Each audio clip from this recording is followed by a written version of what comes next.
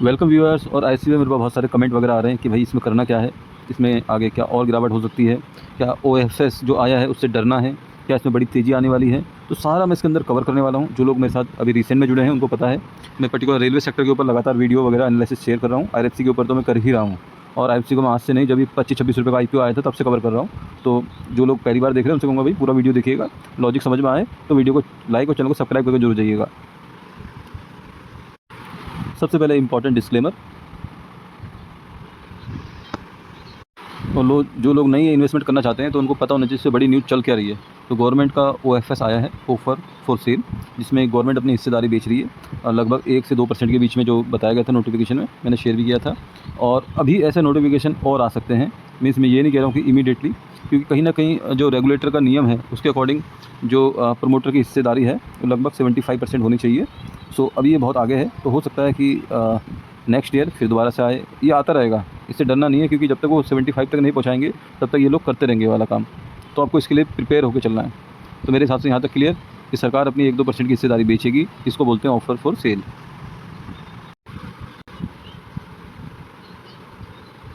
और सबसे इम्पॉर्टेंट बात क्या है, किस रेट पे बेच रही है, तो उसका प्राइस है 91 के रेट पे सरकार बेच रही है अपना स्टेक।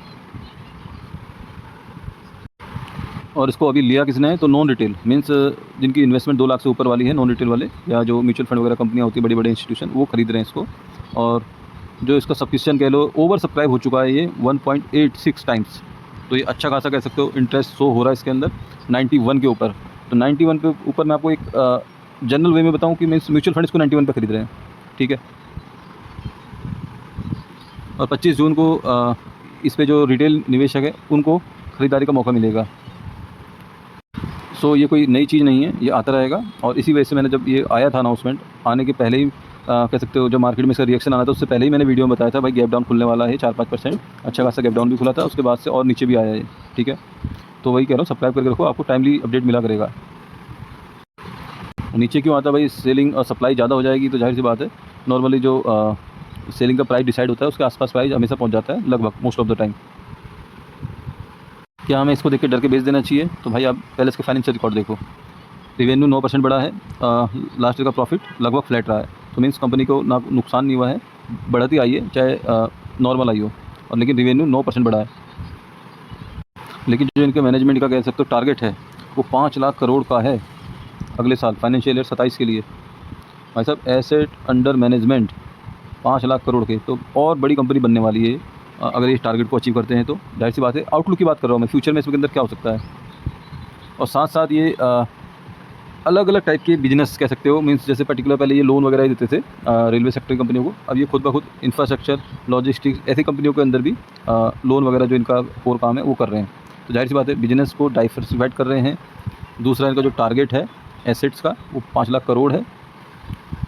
तो फाइनेंशियल एस्पेक्ट के अकॉर्डिंग कोई दिक्कत नहीं कंपनी के अंदर। आगे रेलवे प्रोजेक्ट और भी आएंगे, बजट आएगा, सब कुछ आएगा, तो जाहिर सी बात है घूम फिर के इसके थ्रू ही रूट होना है सारा जो भी पैसा आता है।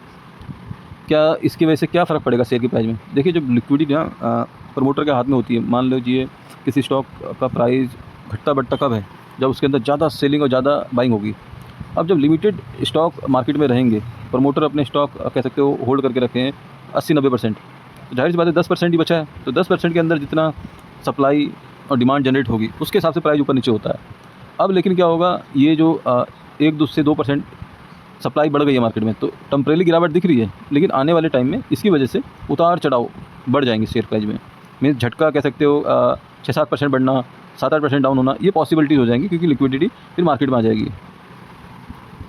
सो इन सब चीज़ से एक चीज़ समझ में आएगी कि लॉन्ग टर्म में तो कोई दिक्कत नहीं है, टेम्परेरी दिक्कत हो सकती है ऑफिस की वजह से, क्योंकि कंपनी का कोई एनपीए वगैरह तो है नहीं, सारे जो पैसे लगा रहे हैं वो सिक्योर ही मान के चलिए अब। तो मोटा मोटा सिक्योर बिजनेस है, गवर्नमेंट की होल्डिंग है इसके अंदर, और जाहिर सी बात है आगे रेलवे का काम बढ़ना ही है, कम तो कहीं नहीं होना। सो लॉन्ग टर्म वालों के लिए ये स्टॉक हमेशा बढ़िया है। मैंने बताया नहीं आपको, जब 25-26 रुपये था तब मैंने इसका टारगेट 2-250 बताया था। पिछले या 2 वीडियो देख लीजिए मेरे, मैंने उसमें वो वीडियो भी शेयर किया हुआ है। अब थोड़ा टेक्निकल और देख लेते हैं इसका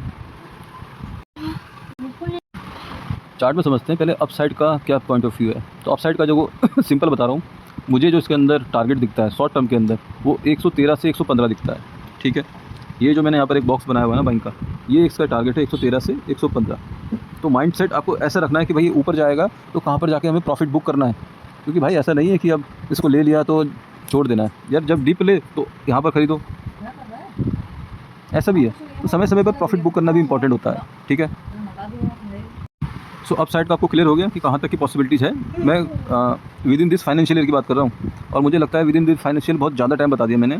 मुझे लगता है कि सितंबर तक ये टारगेट आराम से आ जाएगा, ठीक है। तो अप साइड वालों के लिए एक चीज़ क्लियर बता दी मैंने, टारगेट कहाँ रखना है 115 तक, ठीक है, 113 से 115। डाउन साइड वालों के लिए भाई देखो, अभी ये थोड़ा सा ऊपर जाएगा तो हो सकता है थोड़ा डरा के जाए, ये इसने यहाँ पर एक सपोर्ट बनाया, हो सकता है इसको फिर अंडर कट करे। असली जो इसके अंदर हैवी बाइंग जो मुझे लगता है कि जहाँ पर हमको करनी चाहिए वो है ये लेवल 76 से 80। अगर बाई चांस यहाँ आ गया, उसके चांसेस बहुत लो हैं समझना। यहाँ आ गया तो फिर एक तेज़ी आ सकती है इसके अंदर, क्योंकि यहाँ से निकलते ही जो रिटेलर होंगे, मोस्ट ऑफ द रिटेलर वो पैनिक सेलिंग कर देंगे भाई। उनको लगेगा कि अब तो गए, यहाँ तक आ गए, कोई एंट्री नहीं मारेगा। और बड़ा प्लेयर को यही मौका चाहिए, बड़ा प्लेयर को एंट्री करेगा और वो फिर एंट्री करने का मौका नहीं देगा। तो ये चांसेज हैं।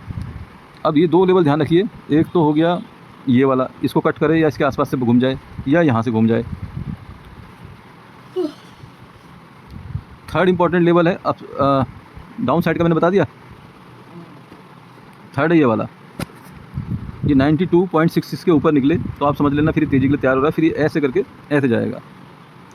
तो मोटा मोटा 2-3 लॉजिक मैंने इसके अंदर समझाए। एक तो आपको यहाँ तक मिले तो घबराना नहीं है, यहाँ तक आ सकता है। यहाँ तक मिले तो भैया यहाँ से तो बाइंग करनी ही करनी है इसके अंदर, विदाउट एनी डाउट, ठीक है।